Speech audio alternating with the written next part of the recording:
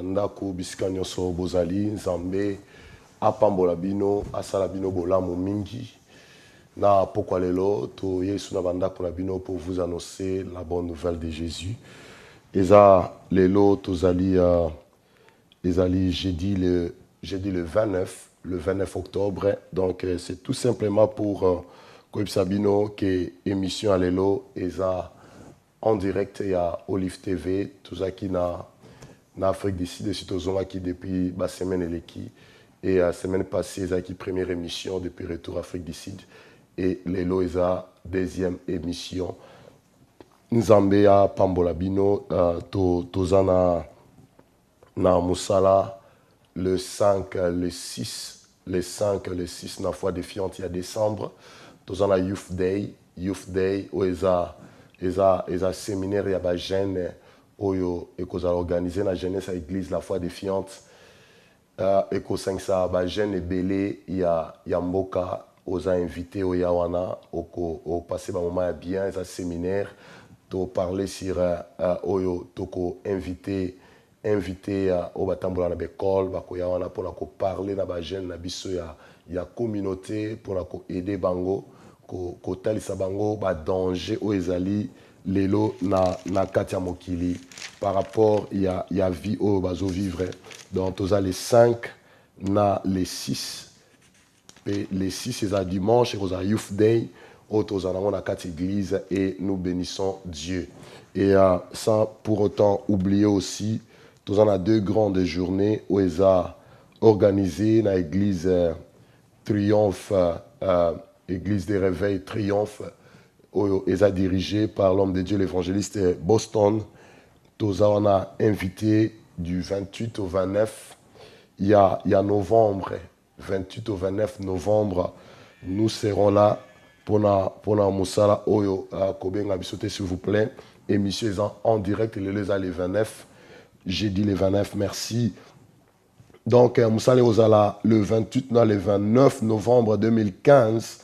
Na Kennington Park Community Center, 8 Harley Ford Street, SE 11 5SY. Vous aurez des informations sur le quotidien Facebook Nangai, okozwa affiche oyo, tokozala wana pour ministrer la parole de Dieu et thème toko partager eza Jéhovah le Dieu inchangé.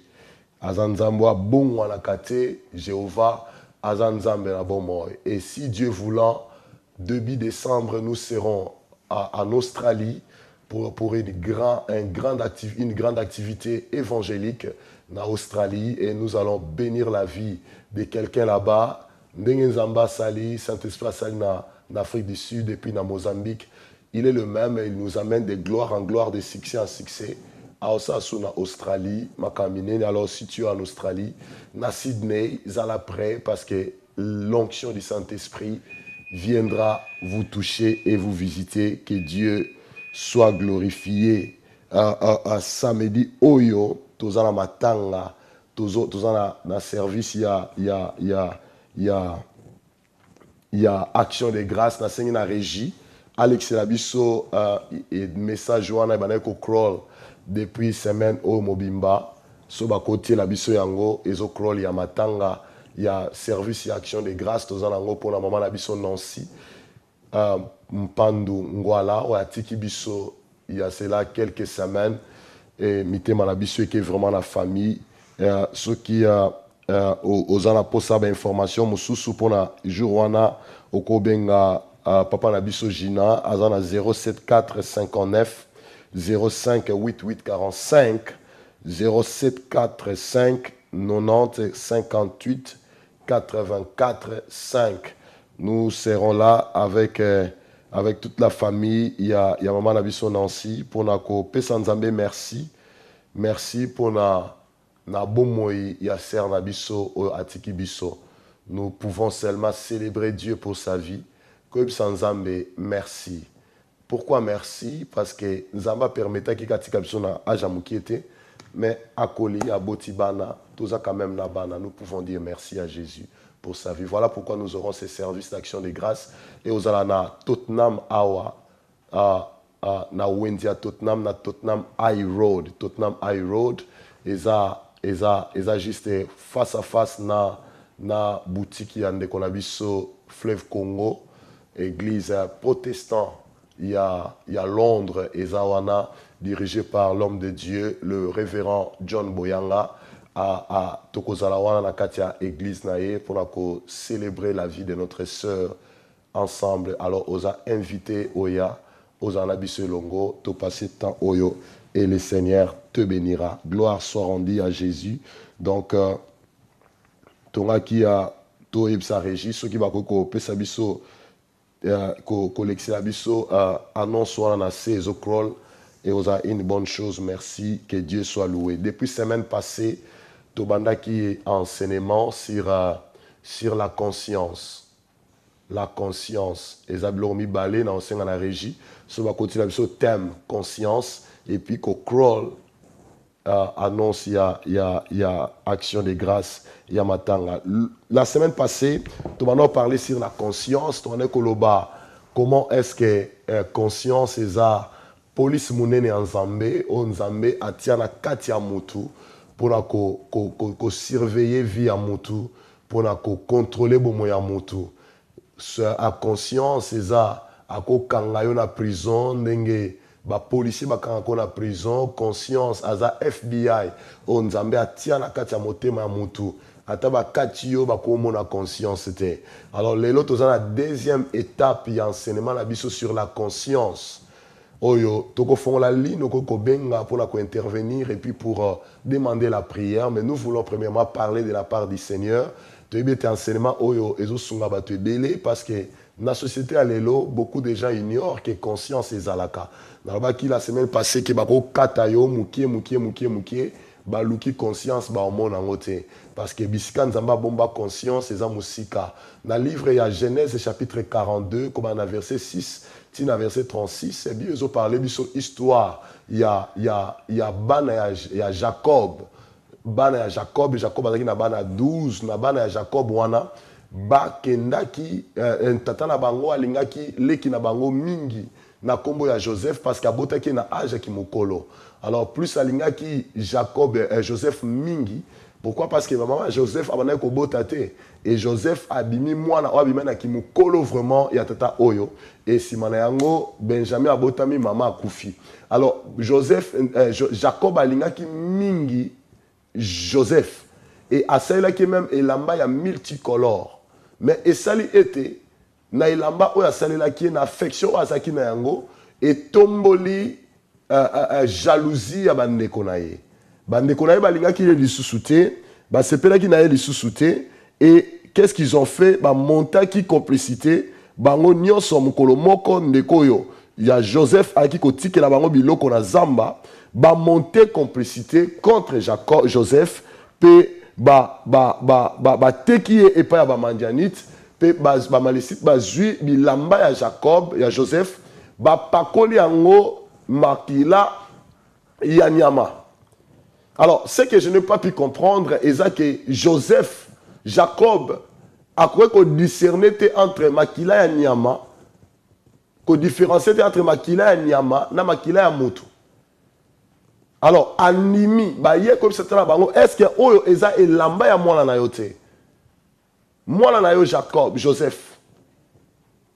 Papa reconnaître elamba, ba bi seke animal moko ya mabe abomi mwana na yo. Jacob asala matanga mbula na mbula alelaka mwana na ye. Pe bandeko ya Joseph to bala na ye ko bana riben tina o muso amukie ba ye ba ki na conscience na bango 10 ba ye ba ki ke ndeko na bango akufite ba ye ba ki eskan ndeko na bango akei ba ye bi ke ba teki ndeko na bango mais ba ye ba kosi tata na bango ke notre frère ba le na nyama ya on a lo ba ki la fois passée là ba ki votre conscience aussi a besoin de la délivrance. Conscience na yo, ils en a besoin, il y a délivrance. Alors, bandeko oyo, ba bombeli tata na bango, que leki na bango, bango ne batekiye. bazo vanda jour après jour, mois après mois, année après année, ba mona katata na bango azo lela, ba mona katata na bango vie na ye koma malheureuse, ba mona katata na bango akoma mutu ya deuil tango nyonso, ba mona papa na bango nenga lela koma na mawa. Mais bazo linga ko yebisa tata na bango te ete tokosa kiyo ndeko na biso aza na bon moi to tekaye. Nalingi par là on comprendre combien degré il y a conscience ya bana o 10 ezaki akopola ezaki akobeba. Combien lelo na kati ya communauté oyo. Combien lelo na kati ya ba famille na biso. Combien lelo na kati ya mokili. Tozomona batu akoki kovanda abandi pe kokosa. Mais ayebi na kati na ye ke makambo nazoloba eza lukuta. Ayebi na kati na ye ke nga mutu na yibaki eloko ya mutu tel. Ayebi na kati na ye ete na eskrokaki eloko ya ndeko tel. Ayebi na kati na ye ke eloko bapesa nga na mema na Kisasa, na mema na Angola, nga mutu na mela yango, ebunga na avion te, ebunga na freti te. Mais a opesa information ke eloko wana ebunga. Conscience na ye eza akokufa. Conscience na ye eza akobeba. Akokomona yo ozolela. Akomona ozo souffrir. Akomona na pasi me mutema na ezo sala pasi te. Yekuta osepela. Amona yo na pasi. Amona yo na minyoko. Amona yo na mitungisi. Mais tout à l'heure, ayebi ke conscience na ye eza akobeba, oyo azoloba, oyo azosala eza lukuta.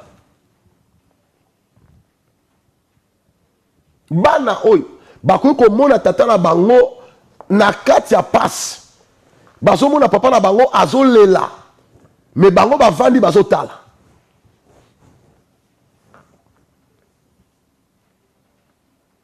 Et c'est important.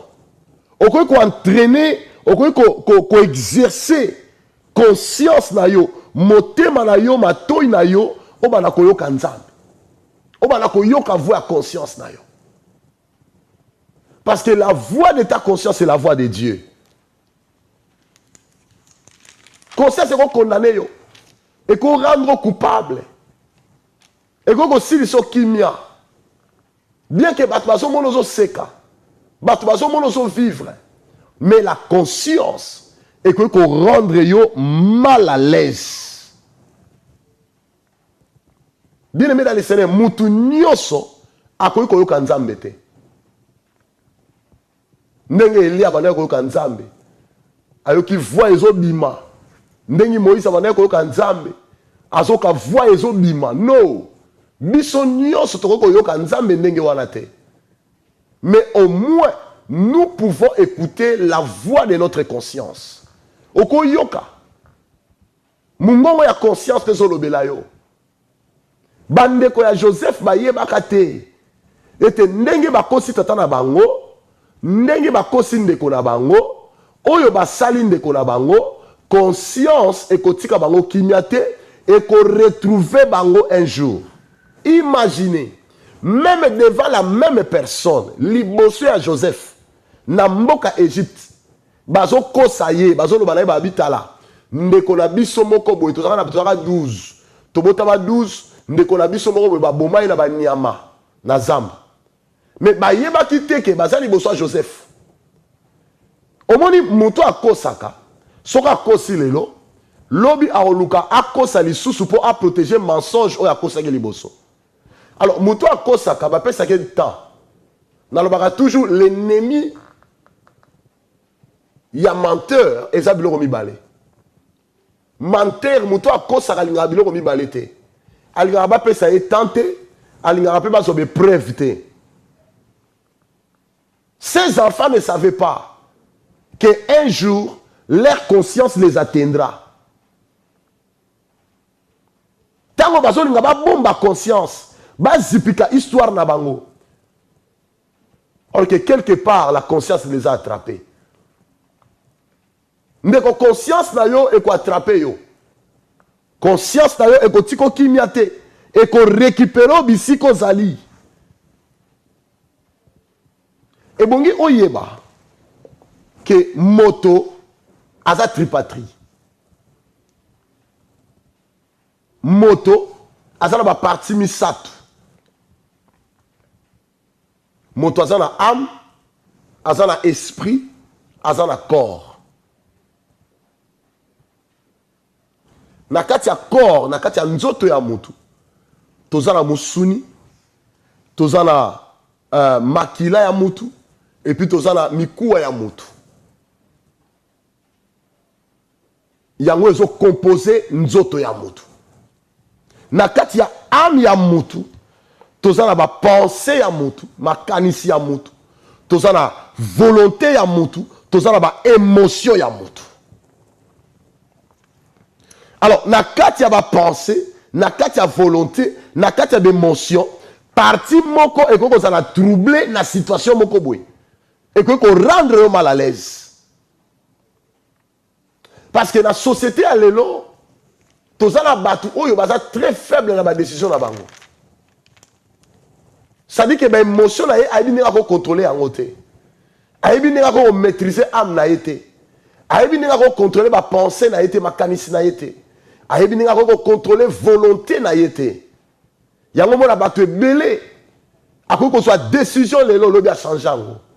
Parce que décision moto nyonso na mokili aso ka décision. Mais moto nyonso te a garde ta décision.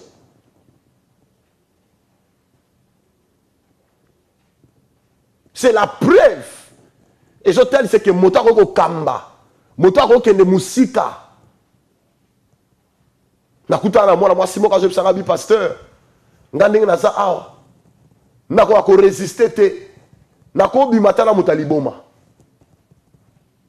Nako ko loba non et pas mwana mobalité.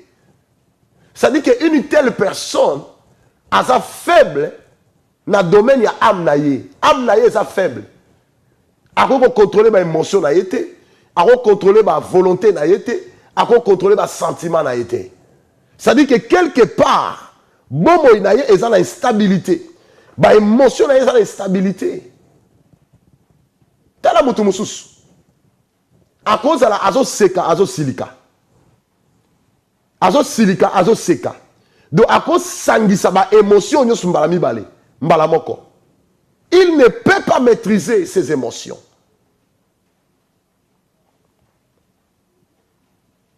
Alors une telle personne à cause seka, à cause silika, à cause kolela à même moment, donc c'est-à-dire ezotal ça que ba émotion na ye eza ba signe ya maladie moko émotionnelle. En même temps zo silika, en même temps zo silika. En même temps zo lela, en même temps koko seka. Donc c'est une personne qui a une maladie émotionnelle. À quoi qu'on maîtriser yango te. À quoi qu'on contrôler yango te. Or, na kati ya partie ya esprit, na esprit ya mutu, mutu aza na connaissance, auto so benga intelligence, mutu aza na communication spirituelle, pe mutu aza na conscience. Conscience na yo eva na kati ya esprit na yo. Communication spirituelle na yo e cause à la briser les lots, e cause à la interrompu. Connaissance na yo e ko buka na lelo. À cause il y a problème ozo ko expérimenter na kati ya conscience na yo. Et que ko interrompre communication spirituelle na yo. Par là la ligne na lobanini. Okomona bato belé lelo. Oyo ayebi que conscience na ye ezo reproché ye. Ayebi que bisika kendaki. Bisika zalaki. Eloko salaki. Makambo alobaki. Et ça yango te. Qu'est-ce qui va se passer? Mbala moko et bouki conscient que communication na yo spirituelle na nzambe. Yango komona bato ebele lokola kosaki. Soka fukami ako sambela te. Et ça la kayo er mususu. oswani na mobali na yo ozoko ke l'église te o moyela ke l'église ezate soko fukami ozoko voir mo zo telema na yo telema yo bio bozo kanisa bozo sakana ko sambela to ndeni telema ofukami olingo sambela ofukami olingo luka nzambe parce que ça habitude na yo olinga ko sambela mais conscience na yo akoya ako pénétrer yo aoye biso alobi tala telema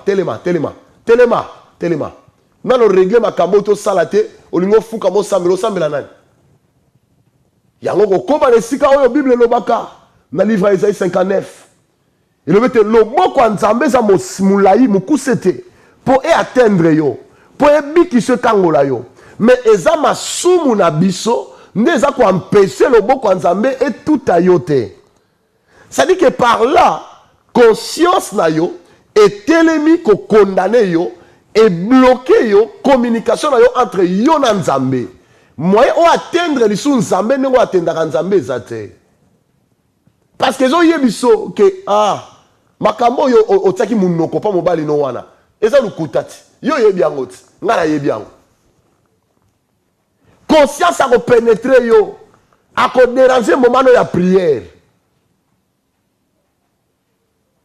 aopekisa kopesa offrande akopekisa kotombola maboko o adore nzambe ayisabi ozo adore nani maboko neza salité maboko ne tondi na makila escroc conscience ako reprocher yo nalobaki semaine passée nalobi ata na bamomano ya silence oboyi muta déranger yo la conscience va te pénétrer aolobela yo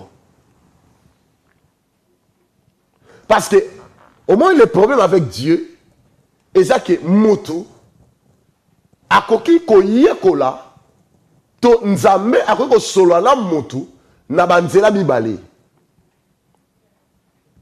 nzela ya liboso nzambe akoki kosolola na yo na nzela ya créature. La Bible dit même la créature ne vous enseigne-t-il pas création oyo mokili oyo makambo ezoleka na mokili ekoki koteya yo ndenge nzambe akela mokili na ye ekoki koteya yo ndenge nzambe asala banzete na ye asala batu na ye ekoki koteya yo ndeko oza na posa kaka te oyoka nzambe azoloba na yo oza na posa kaka te omona nzambe akiti azoloba no na nzela prophète no mais mokili oyo nde tozovivre oyo ekoki koteya yo ekoyebi soki batambolaka boye te basalaka boye te balobaka boye te bazalaka na batu boye te mokili ekoki koyebi so ekoki koteya yo eloko ya moto ekoki koyiba te mokili ekoki koteya yo. La Bible dit la nature elle-même ne vous enseigne-t-elle pas mokili ekoki koteya bino te. Même si tu n'as pas la Bible, attends notanga Bible te, mokili ekoki koteya yo. Parce que nzambe nenga kela mokili ne akela ko la Bible. Ezo teya batu butu moi. Ezo yebisa batu butu moi, lo lengi noko ko vivre na mokili. Lo lengi noko ko sa na mokili na batu. Nature ezo yebisa yo. Alors, lo lengi oyo zalaka. Kanisa na nutala malamu lo lengi oyo zalaka. Est-ce que nature ezo teya yo te? Deuxième voie, oyo nzamba ko lobela mutu. Eza na voie la conscience. Conscience na yo eko te ya yo. Oza na poso fongo la Bible tende ko mobali. Oza na poso otanga Bible tende ko mwasi. Mais conscience akoya aoyebisa yo. Ako interpeller yo. Parce que na lobaki conscience aza police ya nzambe. O aza na kati ya mutu. Aza témoin ya nzambe o aza ko exister. Akendaka na yo partout. Bisika mobali no azalaka te. Bisika mwasi no azalaka te. Bisika ndeko no azalaka te. Bisika pasteur no azalaka te. Bisika ba communauté azalaka te. Mais conscience azana yo wana. Okima ye wapi. azotambola na yo partout. Ako enseigner yo, ako yebisa yo. Que eloko lingo sala ezalaka boye te. Eloko lingo simba no eza ya yo te. Biloko ba membabisa ki yo mema eza ya yo te ko liba yango te. Conscience ako yebiso. Eloko bolingo loba baloba yango te. Conscience ako yebiso. Parce que la conscience parle chaque jour. Azoloba. Azoloba. Azoyebisa yo. Batu mingi lelo. Na kati ya société ya lelo. Na génération otozali na yango lelo. Batu ebele. Ba vivaka lokola comme si Nzamba azalaka te. Pona bango bayebi que Dieu n'existe pas. Il faut faire croire qu'il mobima que Nzamba azalaka te. Mais na kati ya subconscience na bango. Na kati ya bo moto na bango. Ba yebi na bango que Dieu existe. Et existence ya Nzambe est incontestable.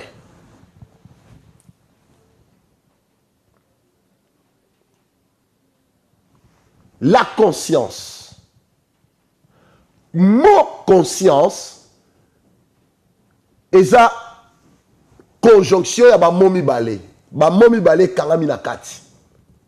Toza na mot corps et puis toza na mot science. To kangisi ya nyonso mi balé esali conscience. Corps et la kisi conjonction. To ensemble. Liboke. Il y a un corps en français. Science. Et là, qui c'est la connaissance. Connaissance oyozana yango. Boyebi oyozana yango. C'est-à-dire que la conscience est la conjonction des connaissances. Ou alors l'ensemble des connaissances. Ensemble ya makambo yoyebi. C'est-à-dire la connaissance qui fait liaison avec Dieu. Et là, quand on sangisa mutuna nzambe. Makambo mutu ayebi na makambo nzamba ayebi. C'est ça que nous appelons la conscience. Donc on peut ça exemple olobi ke na sali lisumu pe na kosi. Na sali lisumu pe na kosi. Na yebi ke na sali lisumu pe na kosi. Nzambe ayebi ke na sali lisumu pe na kosi. Na yebi ke Nzambe ayebi ke na sali lisumu pe na kosi. Nzambe ayebi ke nga na yebi ke na sali lisumu me na kosi. C'est ça que nous appelons la conscience. Kaka j'ai des mots wala na sali. Yango ne tobe la conscience. C'est-à-dire eza ensemble ya ba information. Oyo ngai nunes na yebi, oyo Nzambe ayebi. Tant na solo ba Nzambe ayebi, c'est-à-dire na solo ngala loba conscience na nga pe ayebi. Donc makambo yo mutu muso ayebi te, moi na nga ayebi te, ndeko na nga ayebi te, tata boti nga ayebi te, pasteur na nga ayebi te, mais nga mutu na yebi yango, pe Nzambe na lola ayebi yango. Nzambe ayebi ke nga na kosaki, na fingi, to na sali lisumu pe na kosi. Nga moko na yebi ke na kosi, na saki lisumu pe na kosi.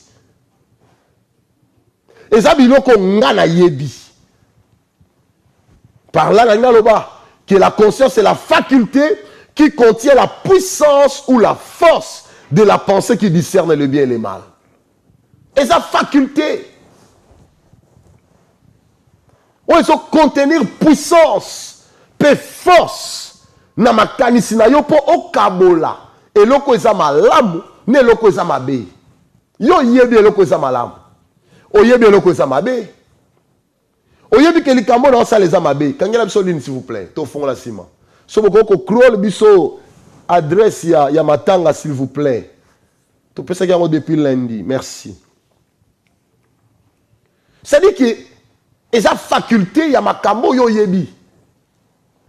Ils ont contenu makambo yoko kabola. Oko kabola mabe na malamu. ndeko yo yebi ndeko ko kabola mabe na malamu yo yebi ke ozo saleza mabe o yebi ke ozo saleza malamu o yebi yango malamu mais malheur à toi parce que tu continues dans le mal et ça quoi vous comme sous total na émission parce que Mousso a bali déjà alinga bala 8e sur 9e mois si azana Kinshasa abala 9e mois si pour naie azo pesa ba raison na ya lobby azo silisa nombre ya ba célibataire na muki parce que nzamba ke la basi ebele mi bali muki ça c'est une personne avec une conscience pourrie a évité que au commencement n'était pas ainsi. Dieu créa l'homme et la femme. Dieu ne créa pas deux.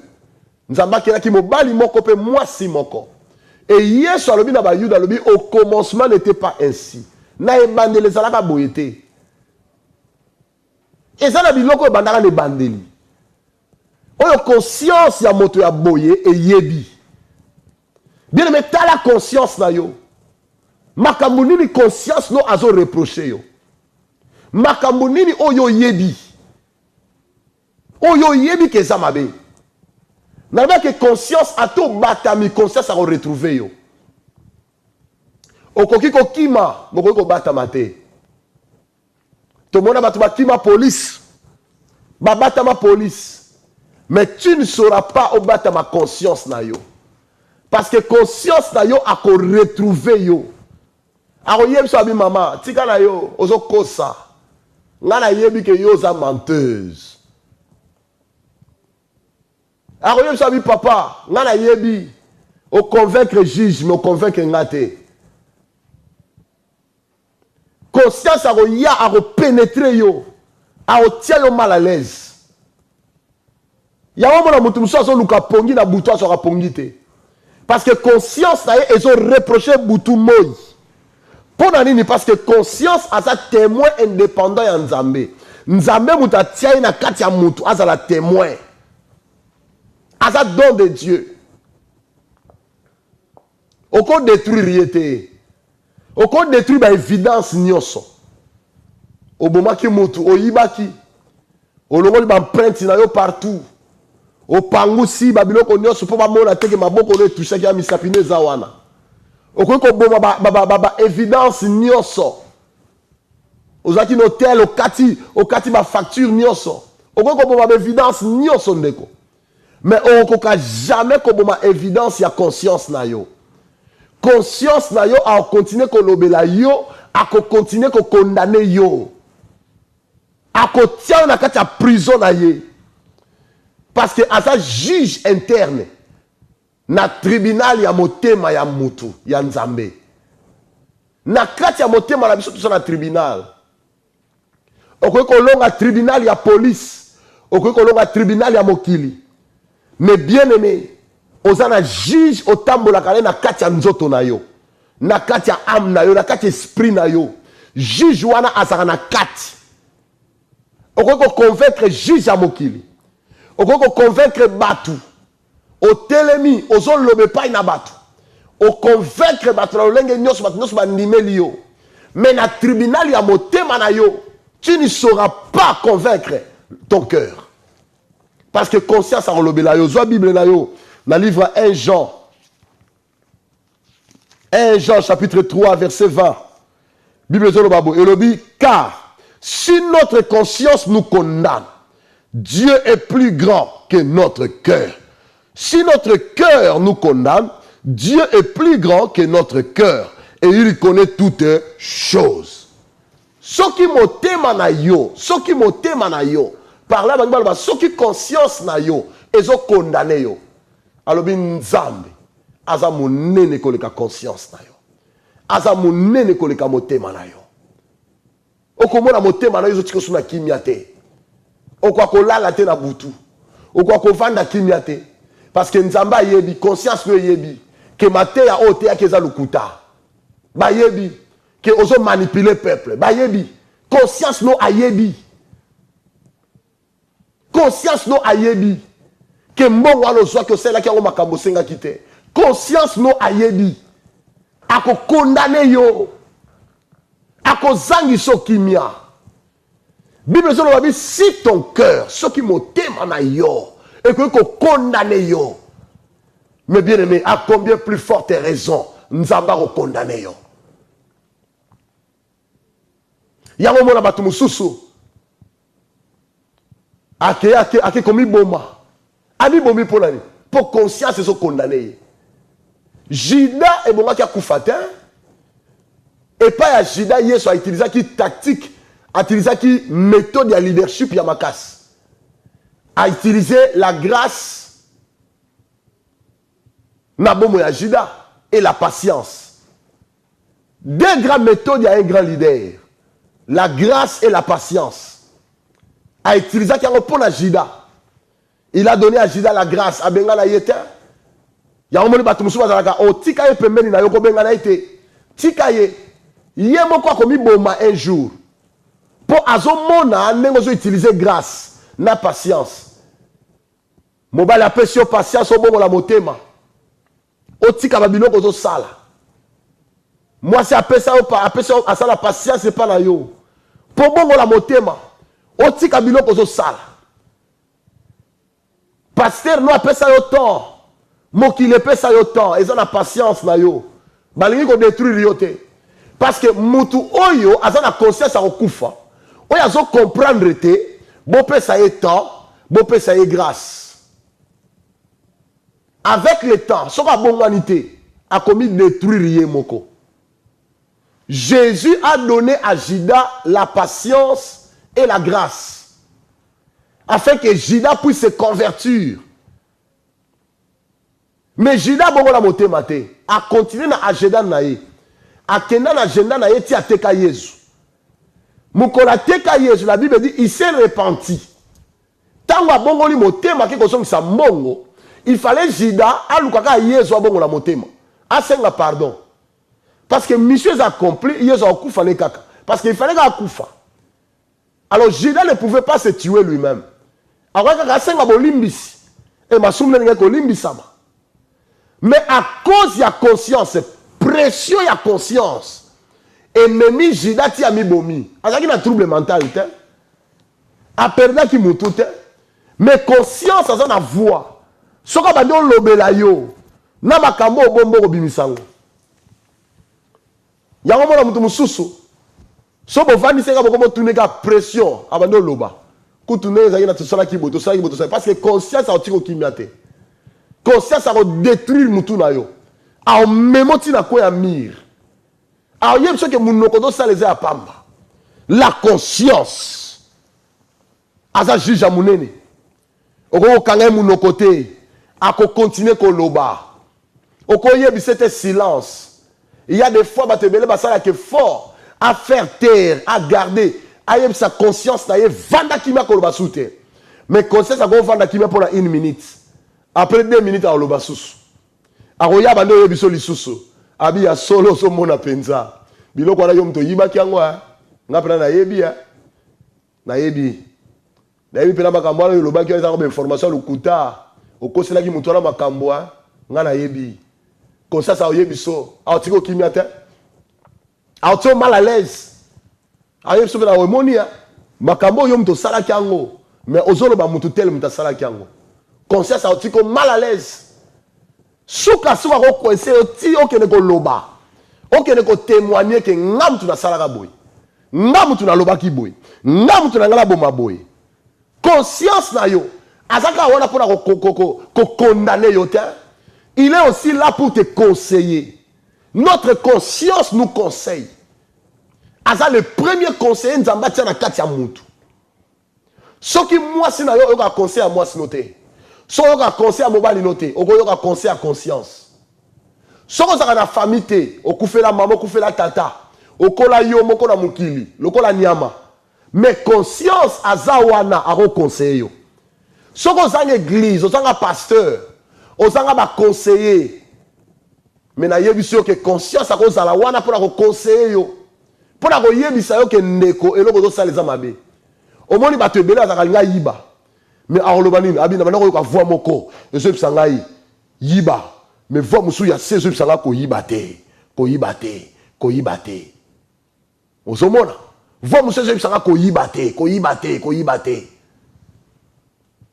Voix on a maintenant ko yibate zani. C'est la voix de la conscience. Avec au conseiller yo. Au moni mingi mingi, o ignoraka cette voix. O lingo yoka yete. O lingo comprendre yete. Ayebisaka yo mingi. Conscience a conscience comme mingi.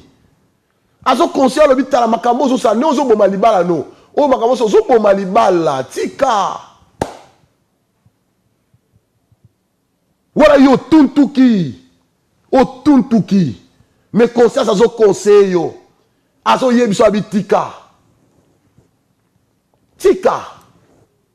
Mais ozo tia mutu makas. La conscience te parle. Merci Saint-Esprit. La conscience peut te parler. Cette petite voix. Voix à moukier.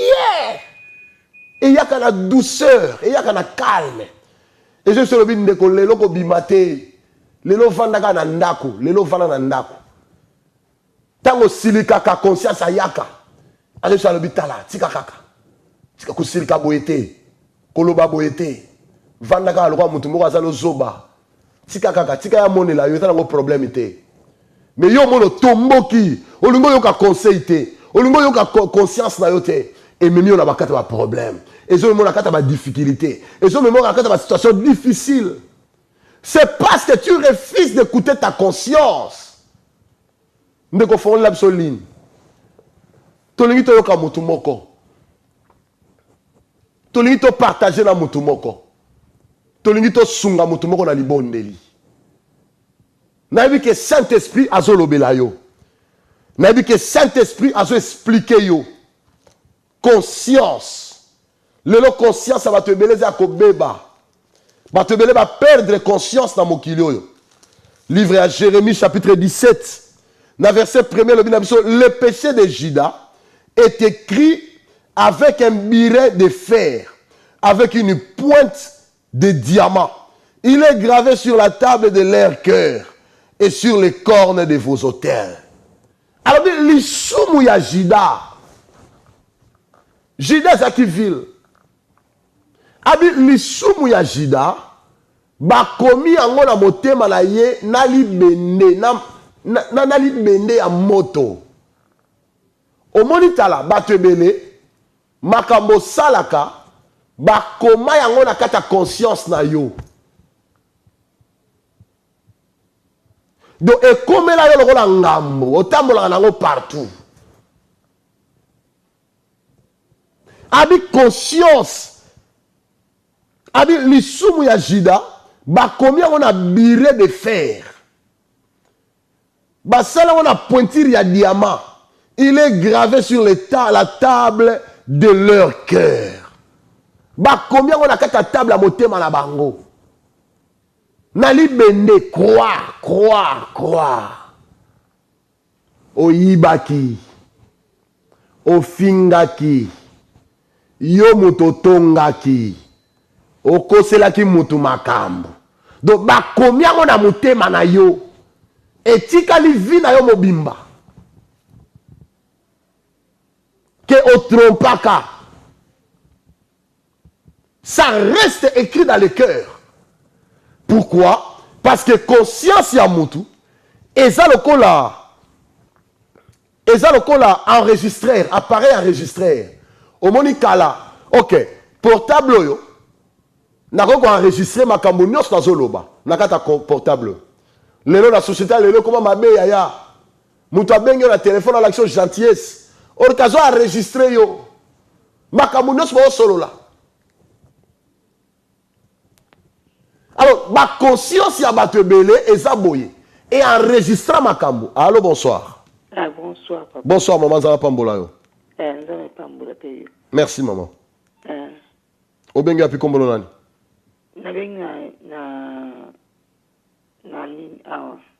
Na Bristol. Ok, olingi nzamba selo ni maman.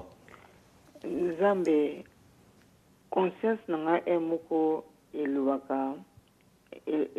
moko eboya makambo sala moko etinda ngai sala makambo sala makambo ngai conscience na ngai fallait lobela ngai makambo suwe mona nazo sala ka na nini ngai na sala ka makambo na nini. OK. Il faut oser décision. Yes. Il y a kobana ko yoka conscience no. Conscience eza voix mokie maman. Na loba ke na biloko mi balé e ko te abiso. Amen. Toza na nature. Mokili ne to mona ka boy, to tambola ka boy. Ezo te abiso makambo ebele to so mona yo moko makambo o eza mabe, o eza mabe, o eza mabe. Na makambo na conscience na biso pe alobela ka biso eza voix o ya mokie eza kat na biso. Banda ko bondela mingi. Yebisa Saint-Esprit sunga ngai. Tonda mingi katinanga. Moi aussi je fais cette prière. J'ai toujours eu l'habitude de rebondir à Nzambe. Je veux plus de toi. Mingi ya Saint-Esprit kota katinanga. Parce qu'il y a des fois tant moli mon Nzamba lobela rabiso to yoka kate. Amen. Moi yoka mingi ezate parce que mokileza mingi katina yo. Mais si le Saint-Esprit vient dans ton cœur, a tondi, a zuma domaine no sa vie na yo, a dominer conscience na yo, a dominer volonté na yo. Obanako yokaye, obanako obéir. Amen. On comprend ngai? Amen. Laisse-moi prier pour toi. Amen. Père, au nom de Jésus, je prends pouvoir et autorité sur toutes les puissances et maléfiques qui détruisent la conscience de ma sœur. Je te commande de lâcher prise au nom de Jésus. Maintenant, Esprit de Dieu, prends contrôle de son esprit, de son âme et de son corps. Remplis-la de toi, Esprit de Dieu. Inonde sa vie maintenant et purifie sa conscience et délivre sa conscience par la puissance de la croix. Au nom de Jésus de Nazareth, je prie. Amen. Amen. Sois béni, maman. Amen. Merci. Amen. Gloire à Jésus. Tala, dans un témoignage, il y a moi, il y a 14 ans, à Bouma, maman. Moi, à Bouma, maman, il a âge à 14 ans. À cause ça, que papa n'a yé moutabomi maman. Parce que imaginez moi à témoigner contre papa n'a yé. Bandime la moi. Bazo papa ba kote na prison. Papa tika na prison ti akufa na prison na souci wana. A on dit maté est-ce que moi na nga ko kose na nga likamba boy. Akufa na souci wana. Moi na kola na yé, akola na ya kola na yé. Akoma na un certain âge. Ayeko yamba sango malamu, akutani na Yesu Masia. Na vie na ye. Mukola kuta na Yesu Masia, Saint-Esprit abandi ko lobela ye. Ke yo kosaka oboma mama na yo. Okosaka. O latisa likamone pa ya papa na yo. Et ça là était papa na yo à côté prison pe akufa na prison. Ndeko, voya conscience se retrouva mwana wana akendati a confessa liboso a police. Ke yem taboma mama na ye. Conscience c'est qu'on tiko kimiate. Et qu'on l'a toute ta vie. Et qu'on coince toute ta vie. Et qu'on sanction kimia toute ta vie.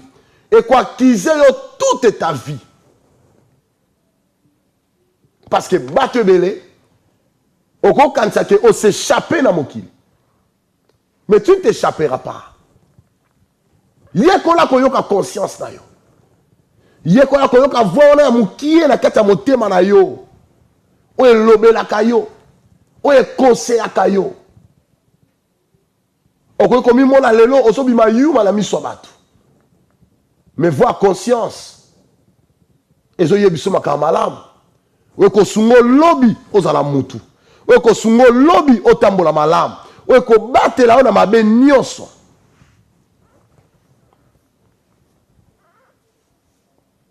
La conscience. À sa défenseur.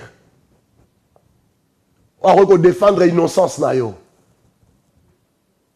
Ba ko accuser yo, ba ko selo makambo na batu nyonso. Ba latisio ke yo mto yibaki. Mais conscience a ko yebiso atoza na prison komi tungisa mate. Eza yeto mto yibaki yango. Ya kutana moto mususu a cause de la prison. Mes parents na bande ko ba tuni mais yeb cette vérité. Est-ce que yom to boma ki mutu tel? Yom to yiba ke loko tel, azeb sa na bi na mai na misu. Abi non. Naza innocent. Ngaïte Mutuna Bomaki. Combien nous voyons aux États-Unis d'Amérique? Mutumuso a Vandawana pendant tant moulaï na prison. 20 ans na prison. Mais un jour, il va découvrir que ça qui y était Mutabomaka. Pour ba évidence à ce que bimi. Conscience à battre la conscience na yo. À quoi battre la bomoï na yo. À quoi même. Voilà pourquoi bien aimé dans le Seigneur. Tu dois accepter Jésus. Je te présente Jésus de la croix. Na même le sangomalan pour la combattre yote. Na même le sangomalan pour la condamner yote. Mais na même le sangomalan pour oyeba été. Molio mo santu pe Yesu Masia. Aye pour la kangola. Aye pour la bikisa. Aye pour la pesa bomoy. Nazo benga yote. Ete otika masumu oye pa na Yesu. No. Ngai na obenga yote otika masumu oye pa na Yesu. No. Mission ngeza yango te. Natinda mate pona benga batu batika masumu ba ye pa na Yesu. Mais natinda mi pona yebisa yo yaka na masumu na yo epai na Yesu. Yaka lolengo zali. Na conscience no yakobeba. Yaka na mabe na yo esquele pa na Yesu Masia. Jésus-Christ disait, venez à moi. Viens tel que tu es.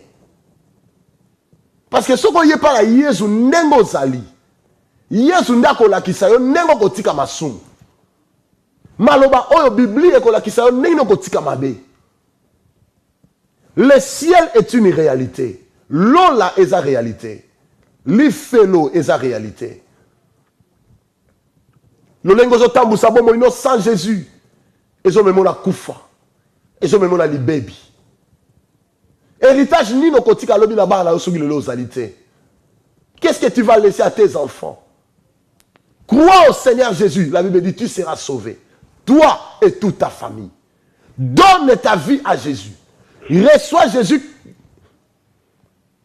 Reçois Jésus étant ton sauveur et ton Dieu. Yama ina kat na bomo ina yo. Il n'est pas venu te perdre. Aye pour la kobungi sa yo te. Parce que pour ça nzambe za moto moko te abunga. Pour ça nzambe za ite moto nyoso akangolama. Moto nyoso abika. Allô? Allô, pasteur. Bonsoir, maman. Nza pambola yo benga piko mona. J'ai besoin sambela pona ngai. Naza na problème moko penza makasi ya kokosa. OK. Tanyo se komi soki ata nazo solola okomona nazo kosa pamba pamba. Nasi nasala makasi nga moko natika lokuta me nazo kokate papa. Soki nalobi na kokosa te mkolo wangu ndo komona penza na kosi makasi. OK. Na comprendre kate. Solution à munene, nzela ya munene ezali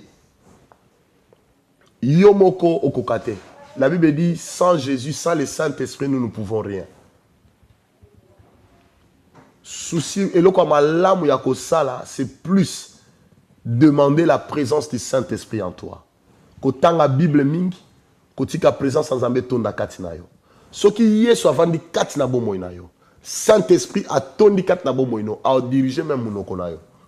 A diriger même bomo na yo. Ba effort personnel au kokate maman. Mais banda ko yekola ko sopa bomo ino liboso ensemble.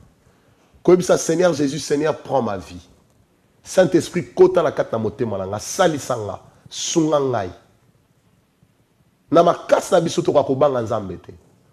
Na makasi na biso to ko tika biloko to tika te. Ya ona zo ba lelo na bi nazo benga mutu te atika masumu ya pa ya Yesu. Mais yaka ndengo zali. Soko ye ndengo zali pa na Yesu Masia. C'est alors que le Seigneur Jésus va t'aider. Laisse-moi prier pour toi, maman. Père, au nom de Jésus, n'a commandé esprit, il y a mensonge. Tu es un esprit. Je t'ordonne de quitter la vie de cette femme car elle est aussi fille de Sarah. Libérer sa vie maintenant au nom de Jésus. Out! Allez sous la barre de la croix de Golgotha. Père, que la vie de cette femme soit changée, transformée. Qu'elle soit touchée par la puissance de l'Esprit Saint. Et qu'elle soit remplie et inondée par la puissance du Saint-Esprit. Que le Saint-Esprit de Dieu guide sa vie, console sa vie, donne-la la connaissance, domptez sa vie, ramenez-la auprès de la croix, au nom de Jésus de Nazareth. Na couvrir na makila Yesu Masia, na pese force à Saint-Esprit, pour la convaincre pe ko longa masumu, na kombo na Yesu na bondeli. Amen. Nzamba pambolo maman. Merci. Kola pambola biso, tokuta na samedi. Samedi, toza na High Road. S'il vous plaît, na pese adresse, oh, c'est très important pour nous. Parce que toza na 699 High Road N17 8AD. Adresse yango sur le petit écran, c'est vraiment zo adresse wana toza na eska toko célébrer prière, il y a service, il y a action de grâce pour ndeko na biso maman Nancy oyo atika ki biso pe avant que accord na ye ezonga na mboka pour na enterrement. Tozala wana longo na bana nzambe nyonso bat nyonso ya Londres yaka to futa respect à suka na bomo ya ndeko na biso ya mwasi atiki biso. Nzambe apambola bino ekobanda à partir à 10h du matin. 10h na tongo tobandi, service na biso ti na 13h juste. Merci. Kola pambola biso, tokuta na sous semaine prochaine et chaque dimanche nous avons la réunion de l'Esprit du Seigneur. Ne manquez pas, que le Seigneur vous bénisse. Merci. Bye. Ce soir, this evening, en ce lieu, in this place, je connais quelqu'un. Avant sa mort, before his death, il a déclaré ceci. Il déclare que je suis, I am, je suis, I am, je suis.